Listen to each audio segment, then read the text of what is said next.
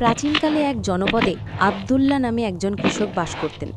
তিনি ছিলেন অত্যন্ত ক্ষুধাভীরু, আল্লাহকে ভয়কারী এবং পরিশ্রমী। কিন্তু বেশ কয়েক বছর ধরে তার ফসলের ক্ষেতে তেমন ভালো ফলন হচ্ছিল না।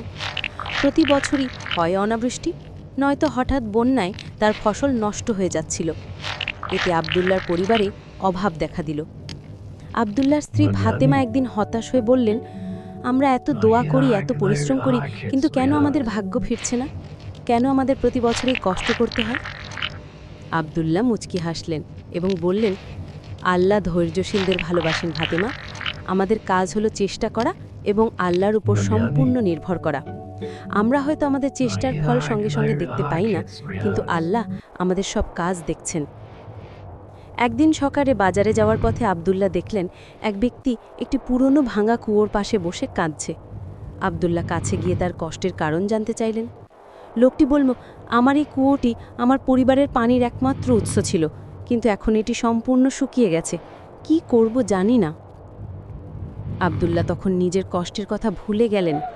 তিনি তৎক্ষণাৎ সিদ্ধান্ত নিলেন যে তিনি এই লোকটিকে সাহায্য করবেন। তিনি নিজের হাতে কঠোর পরিশ্রম করে সেই কুয়োটি গভীর করতে শুরু করলেন।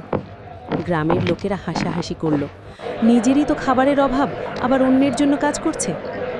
প্রায় ৩ দিন ধরে টানা কাজ করার পর আবদুল্লাহ অবশেষে কুয়োর গভীরে পানির সন্ধান পেলেন।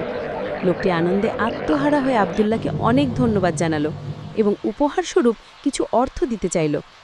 আবদুল্লাহ তা নিতে অস্বীকার করলেন এবং বললেন, আমি কেবল আল্লাহর সন্তুষ্টির জন্য কাজ করেছি। কয়েক সপ্তাহ পর হঠাৎ আবদুল্লাহর ক্ষেতে আকাশ থেকে প্রচুর বৃষ্টিপাত হলো।